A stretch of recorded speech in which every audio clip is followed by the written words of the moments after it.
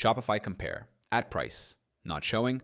If your compare at price isn't showing in Shopify, it usually means that the compare at value isn't set correctly or your theme isn't configured to display it. To make it appear, the compare at price must be higher than the product's current selling price. Shopify will only show the discount visually when it detects a price difference. You can fix this by checking your product settings in the admin panel.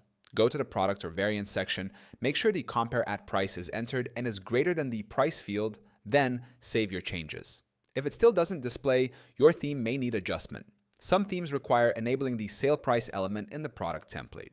Many Shopify sellers encounter this when switching themes or importing products from apps. It's a common setup detail, not an error. Once corrected, the Compare at Price feature helps showcase discounts effectively, boosting conversions and customer engagement by clearly displaying savings. You can start using Shopify for free right now by clicking the link in description. It gives you instant access to product pricing tools, theme customization options, and analytics that help you display discounts clearly and drive more sales with confidence.